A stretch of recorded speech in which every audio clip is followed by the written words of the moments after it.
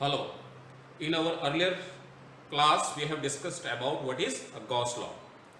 So Gauss law is about finding the electric flux, the net electric flux through a closed surface which is enclosing some charge, right? So according to Gauss law, that total electric flux, net electric flux through a closed surface which may be of any shape, regular or irregular, is always equal to 1 upon epsilon naught times the charge which is inside that closed surface, wherever it may lie inside a closed surface. So that is Gauss law. So according to Gauss law, total flux, this is given by the charge enclosed per unit epsilon naught. So that is Gauss law, what we have discussed in our earlier class. Today we will take on some useful applications of the Gauss law, where we can use the Gauss law in order to derive the expression or to calculate the electric field, right? So before doing that, we will understand about the closed surface. This closed surface around a charge we can take in order to apply the Gauss law in different situations. Whatever charge we are given, we simply draw a Gaussian surface around it, and as I have discussed that this surface is imaginary, it can be of any shape, it may be regular or irregular shape, but only thing that this closed surface must have some charge inside it in order to apply the Gauss law. If there is no charge, Gauss law is not applicable, or I can simply say according to Gauss law the electric flux will be 0. So this is an imaginary surface around some charge. This charge may be of a in a discrete manner, or a single point charge, or may continuous charge distribution, just like a line charge or a surface charge or a volume charge distribution. In any form this charge may be, we have to take a surface, symmetrical surface, because using a symmetrical surface the electric field will be same at every point of that Gaussian surface, or simply imaginary surface. This surface which we draw around some charge which may be of any manner, as we have discussed, point charge, a line of charge, a surface charge, or a continuous charge distribution of volume over a volume. So this surface is called as a imaginary surface is called as a Gaussian surface, because on considering a surface around that charge, now we can apply the Gauss law at that situation. So that imaginary surface around a charge is the Gaussian surface, at every point of which the electric field is same as well as is pointing radially outward. So that is about Gaussian surface. We will see how we take the Gaussian surface in different situations, which depends upon our problem, the kind we are dealing with, right? So the very first application we take is derivation of Coulomb's law. So Coulomb's law, we are taking the very first application from Gauss law. So this is the Gauss law. From using this relationship or this law, we will derive the expression for the Coulomb's law, which is the law for finding the electrostatic force among any two charges which are separated by some finite distance. So let us take two charges. One is plus Q1 at this point, which is O, for example, and other one at this point, which is P, and this charge is plus Q2. So we have two charges which are separated by some distance. Let it be R, right? So these two charges will exert some electrostatic interactive forces on each other, the charge 1 on 2 and charge 2 on 1. We can find out the any of the electrostatic force, because in terms of magnitude both forces exerted by 1 on 2 and 2 on 1, they will be same in magnitude. Okay, so as we have discussed, in order to proceed in that way, the electric field due to force, for example, we are interested in finding the electric force, electrostatic force due to charge Q1 on charge Q2. So because we have taken the two charges to be identical, so the electrostatic field produced by charge Q1, it will be in outward direction, and let it be taken as E. So the electric field due to charge Q1 at this point where this charge is placed is E, and is pointing in outward direction from Q1. This electrostatic field will exert some force which will be pointing away, because this is the similar charge to Q1. So this is the electrostatic force which will be produced by this electric field on this charge Q2. This is the electric field at point P. So that electrostatic force, it is given by Q2 into the electrostatic field. Here we are interested only in the magnitude. So this is the electrostatic force. So by Gauss law, we will find this electric field at point P where plus Q2 charge is lying, and then we can calculate the electrostatic force, right? So for doing that, we consider a Gaussian surface, so that Q2 charge is on the surface of that Gaussian surface, imaginary surface, and Q1 is at center of that Gaussian surface. So we are considering a spherical Gaussian surface where Q1 is lying at the center of this spherical surface and Q2 is lying over the surface. So here is the surface, for example.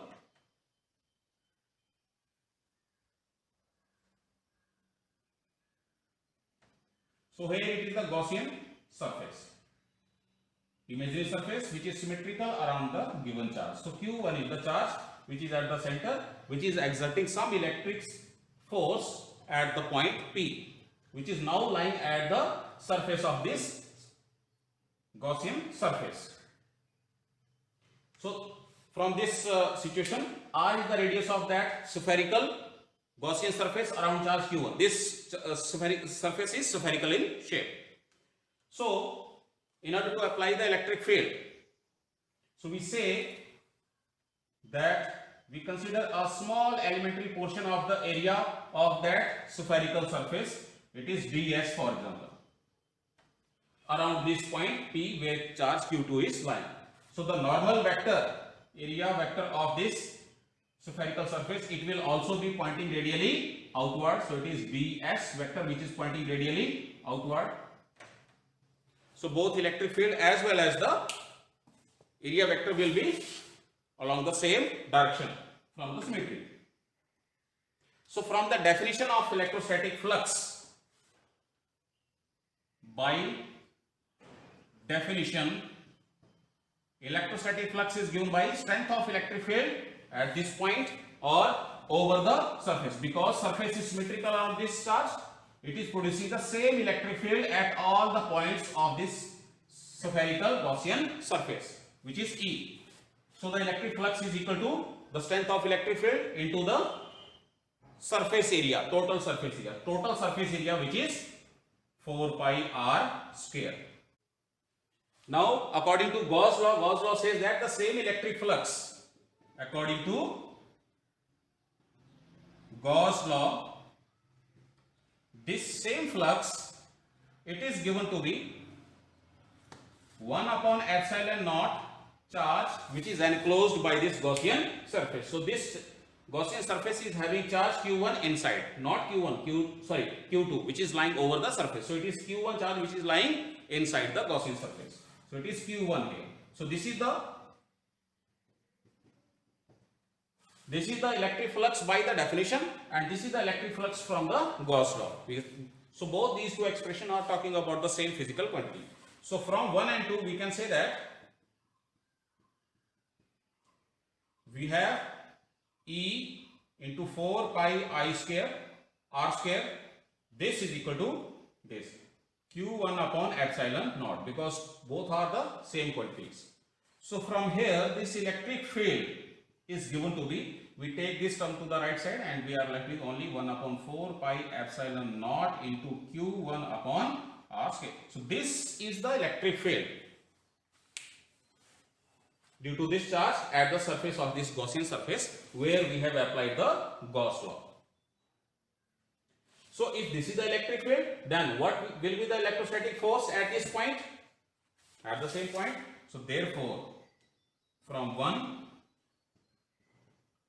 electrostatic force, it is given by Q2 into E, which is 1 upon 4 pi epsilon naught into Q1 upon r square. So which we can simply write as Q1 into Q. So this is what is called as Coulomb's law. So this is how we find the application of Gauss law in deriving the expression for the Coulomb's law.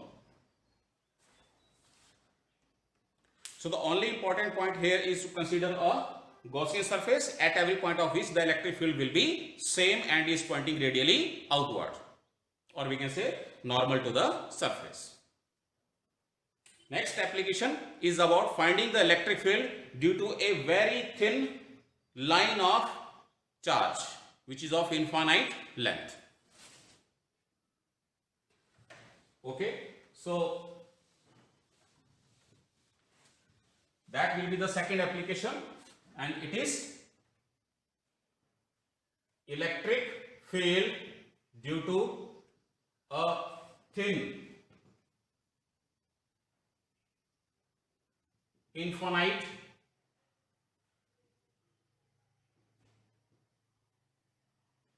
line of charge.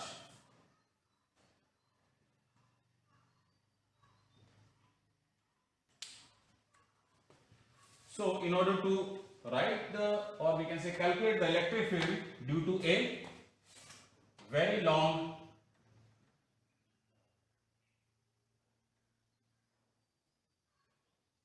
line of charge which is carrying some because if it is a line of charge, we are interested only in the charge density, which is called as the linear charge density, which is simply the charge over 1 unit length of this line of charge.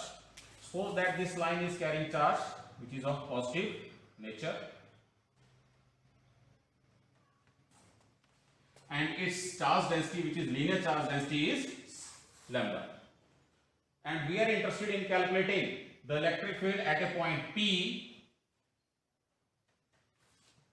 which is at a perpendicular distance from the line of charge, distance which is R. Right? So the very first thing is to consider a Gaussian surface which is symmetrical around this line of charge. So we take a cylindrical surface because that is the one which will be symmetrical. We take a cylindrical surface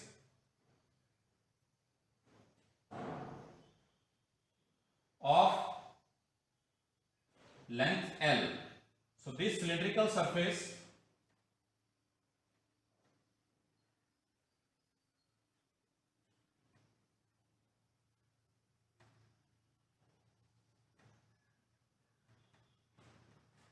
is of length L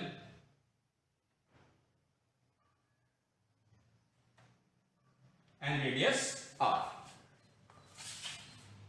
So this is cylindrical surface, and the electric field due to this line of charge, it will always, if we have a line of charge just like this which is of infinite length, the electric field will always be perpendicular to the line of charge and it is pointing outward direction. So this will be the direction of electric field in a cylindrical region, all over in a cylindrical region. There will be no electric field in this direction, or no component of electric field along the direction of the line of charge.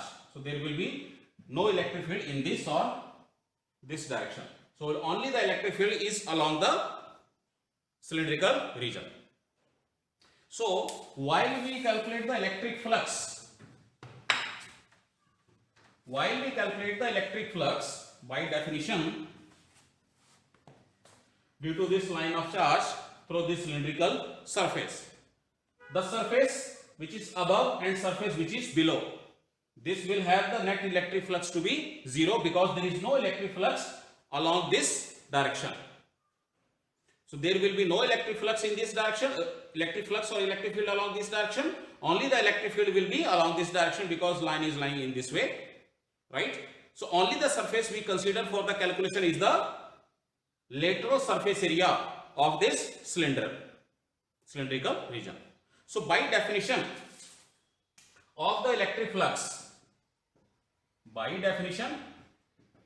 electric flux is given by the strength of electric field we are interested in finding the strength of electric flux. So suppose that at every point the electric field will be E, and it will be same at every point over the Gaussian surface, this cylindrical Gaussian surface, over its lateral surface area, the topmost circular surface area and bottommost circular area we have dropped from the calculation, because there will be no electric flux or no field line which is crossing that surface, and hence only the surface area which is left is the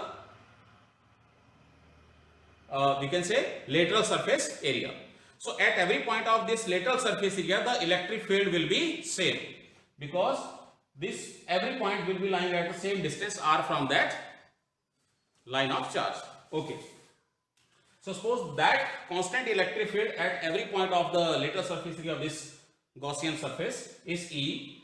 So the electric flux by definition is strength of electric field into area, which is lateral surface area, and from this situation it is 2 pi r into L, which we already know. So this is the electric flux by the definition, and by Gauss law, this flux, Gauss law says that this total electric flux due to this line of charge which is through this Gaussian surface of length L and radius r, it is given to be Q, the charge enclosed by this Gaussian surface, per unit epsilon naught times. So how much charge this Gaussian surface is enclosing? This Gaussian surface is enclosing the charge which is lying over the line of charge up to length L. So this is the length over which the charge is lying, enclosed by that cylindrical Gaussian surface. So that will be equal to the charge of the line over 1 unit length, which is lambda, into total length we are considering L. So this will be the total charge over this length of the line which is enclosed in the cylindrical region, per unit epsilon. So this is the electric flux from the Gauss law. But both are the expression for the electric flux, same electric flux. So from the two, from 1 and 2, we can say that electric field into 2 pi r L, this flux is equal to this flux simply. So it is E into 2 pi r L, which is equal to this, which is according to Gauss law, which is lambda L upon epsilon naught. So from here the electric field comes out to be, this term goes to the denominator, L cancels out, so I am just writing the expression, it is 2 pi epsilon naught into lambda upon r. So that is the electric field due to a thin infinitely long line of charge at this distance r. So from that we understand that it depends upon the charge density. More is the charge density, linear charge density, stronger will be the electric field. And also from here we say that this expression for electric field is different for the electric field due to a point charge, which varies as the inversely as the square of distance. But electric field due to a line charge, it varies as the reciprocally simply r. Right? So in case of a point charge, electric field is given is 1 upon r square, proportional to 1 upon r square, and in this case electric field is proportional to 1 upon r. So that is the difference between the two. Okay, next application is about finding the electric field due to an infinite thin sheet of charge.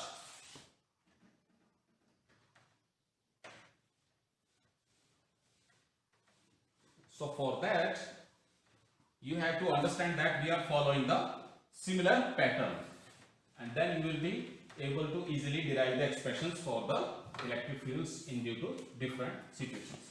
So here the electric field we have found to be 1 upon 2 pi epsilon naught into lambda upon r. Third application, which is about electric field due to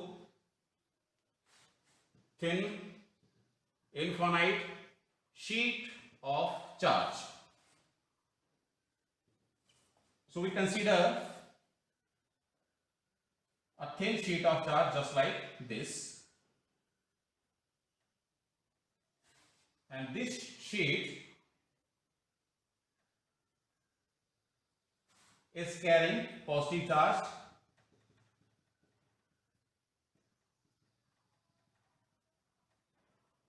right, and it is of infinite dimensions.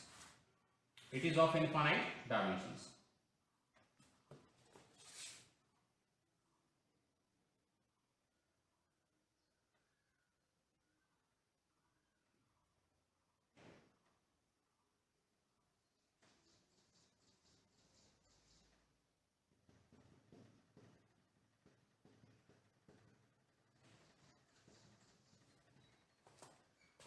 And this sheet is having the charge density to be sigma.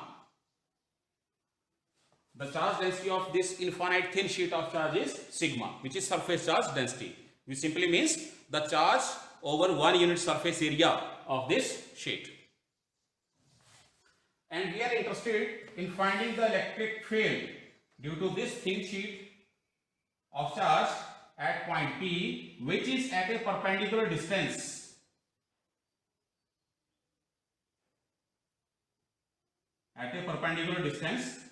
from the sheet R, right? Okay, as we have discussed in case of a line of charge, the electric field due to this thin sheet of charge, it will also have the electric field in outward direction, and the electric field due to this thin sheet, it will be towards right and towards left. It will be found in both because the charge will produce the electric field in both the directions of the sheet. If here is the sheet, it will produce the electric field in this direction. Same charge will produce the electric field in this direction perpendicular to the sheet. And there will be no electric field in this direction or in any other direction. So only the electric field is perpendicular to the sheet, right? Okay. So we are interested in finding the electric field at point B, which is at a distance r, perpendicular distance r from the sheet. So we consider a Gaussian surface. So in order to apply the Gauss law, in order to find out the electric field, we again consider the Gaussian surface. So Gaussian surface here we consider is a cylindrical one, which is symmetric around this sheet. So here it is the Gaussian surface.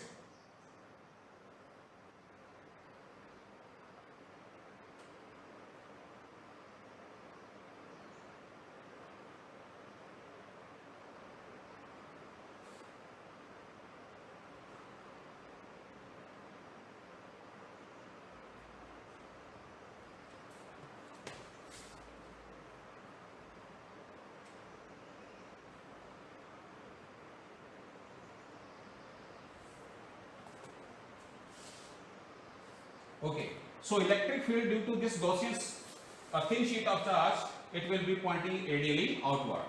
So we can see there will be no component of electric field which is perpendicular, or we can say which is along this direction, normal to the lateral surface area of this cylindrical region, right? We are taking that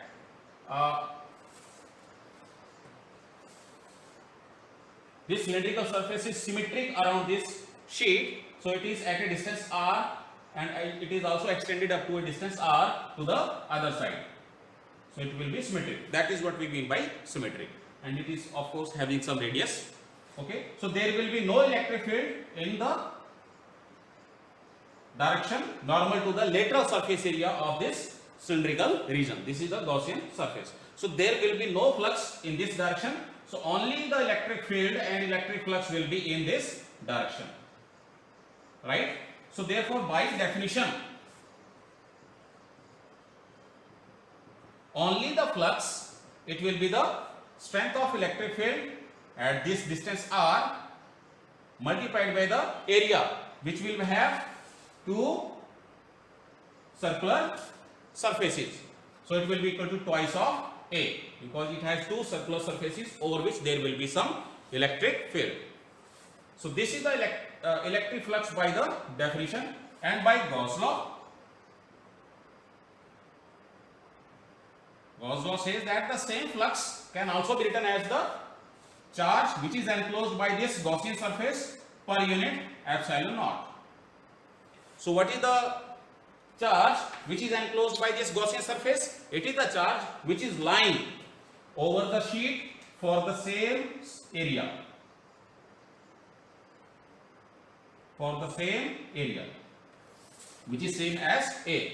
It is the same area. So the charge which is enclosed inside this Gaussian cylindrical Gaussian surface is the charge which is lying over this circular area of the sheet.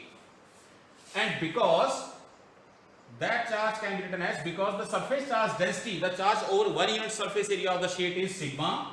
So total area we are having is A. So this is the charge which is enclosed per unit epsilon naught. So this is the electric flux from the Gauss law. Again, because both are the same electric flux, so therefore they are just the electric flux found in different methods, by different methods, but the quantity is same because situation is same. So from 1 and 2 we can say that the electric flux by definition is same as the electric flux given by the Gauss law. So it is E into 2A, which is equal to sigma into A upon epsilon naught. So from here the electric field comes out to be, A cancels out, so mathematically it is sigma upon 2 epsilon naught. So this is the very expression for which we have applied the Gauss law, that is the electric field due to a infinite thin sheet of charge. This sheet is of very thin dimensions, or we can say thickness. So that thickness is of, because same charge is residing over the two surfaces. But if this sheet is having some finite thickness, if this sheet is having some finite thickness just like this,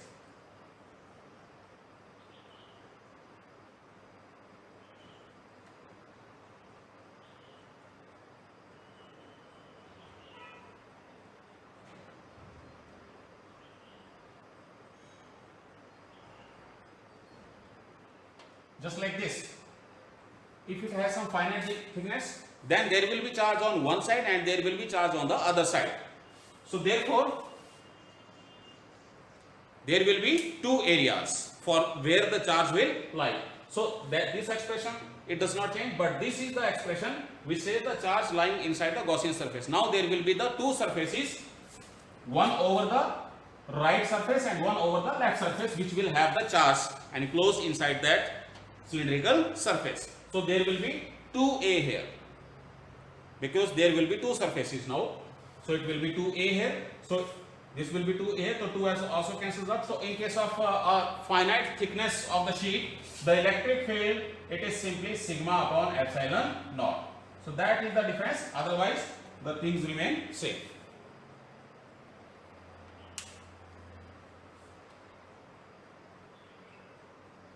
And one more extension of this very same article, this electric field due to a thin sheet of charge, we can discuss as the, if we have two sheets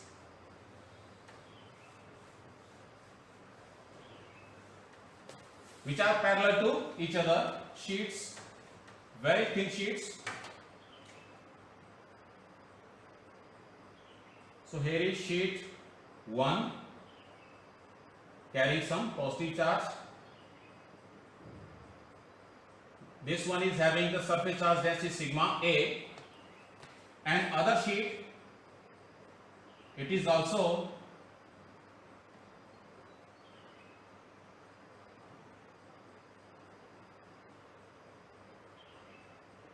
a thin sheet carrying the positive charge, but this one is having the charge density sigma B, for example. So there are two sheets which are lying parallel to each other, and two are thin sheets of infinite dimensions, and one is having surface charge density sigma A and other one is having sigma B. They may have the same charge density, that will take as a special case. So we can find out the expression for electric field due to these two thin sheets which are held parallel to each other in different points. So there may be the case of finding the electric field into the left of first sheet, or in a region between the two sheets, or in a region to the right of the second sheet. So first is the special case. Because electric field possesses the direction, so is the case of their magnitude. Now there will be the two electric fields at any point. So we have to find out the net electric field due to these two sheets. right? So suppose that we are interested here in region 1, which is towards the left. So electric field due to first sheet, it will be towards the left, which we can write as EA, and also electric field due to second sheet, it will also be towards left, which we can write is as EB. And in region 2, the electric field due to first sheet, it will be towards right, which we can write as EA, and the electric field due to sheet B, which will be towards left, it will be represented as EB. Whereas in region 3, the electric field due to first sheet, it will be in outward direction as this EA, and also due to sheet B, the electric field will be towards right in the same direction, so this will be EB.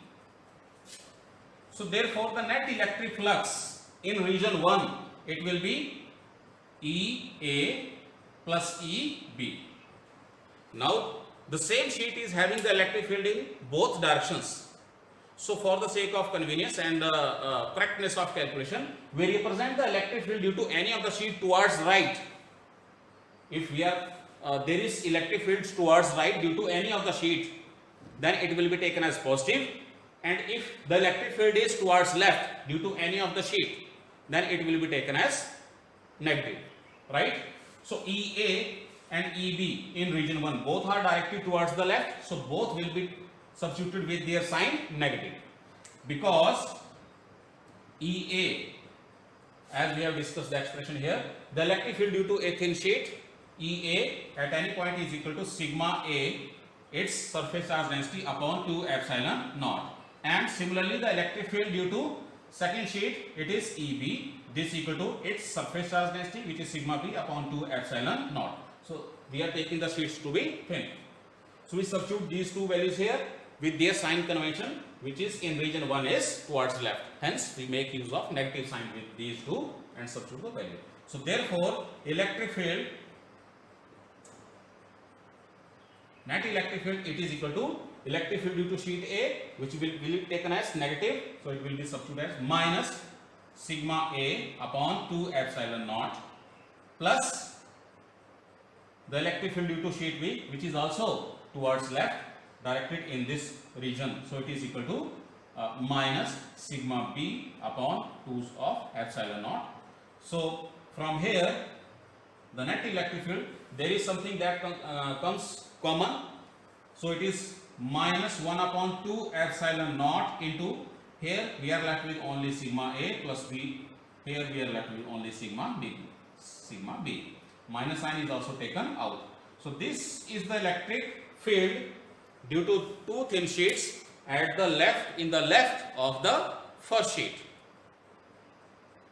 And as a special case, if both are having the same charge density, sigma A is equal to sigma B, we can indicate it with the same symbol sigma. So therefore from this expression we get the electric field to be, it is sigma plus sigma, which is 2 sigma, so 2 cancels out, so we are left with only sigma upon epsilon naught. So that is the special case, if both such sheets are having the same charge densities. Here minus sign simply represent that the electric field is directed towards the left, and there is no other meaning. Similarly, we can find the electric field at the space between the two sheets. So in the space between the two sheets, the electric fields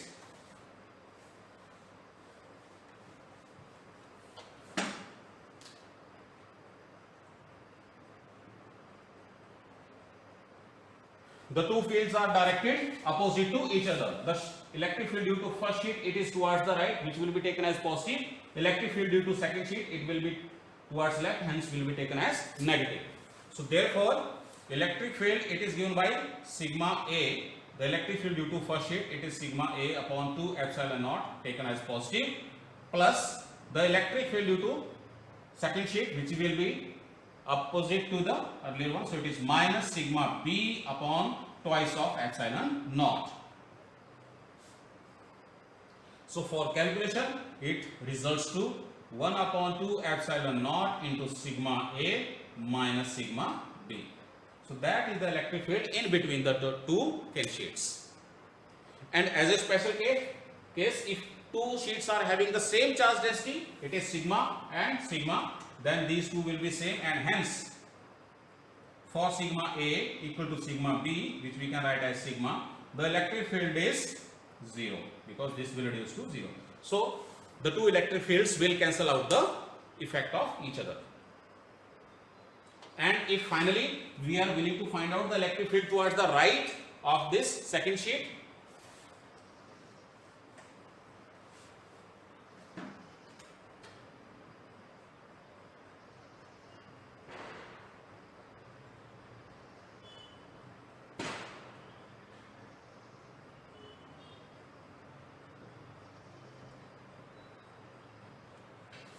in third region towards the right of the second sheet, the electric field, it is given to be, because both electric fields are towards right, so they will be taken as positive. So it is, I am just writing this as sigma A upon 2 epsilon naught plus sigma B upon 2 epsilon naught, both are positive. So therefore the electric field reduces to 1 upon 2 epsilon naught into sigma A plus sigma B. And as a special case, if both sheets are having the same charge density, again, which we can write as sigma, therefore the electric field will be equal to, this will be twice of sigma, so 2 cancels out, so only sigma upon epsilon naught. So the electric field in this case and this case will be opposite to each other. So this is the extension of the this third case, electric field due to a thin sheet of charge. So these are some applications of the Gauss law. On the next day, we will discuss few more applications of the Gauss law. Till then, thank you.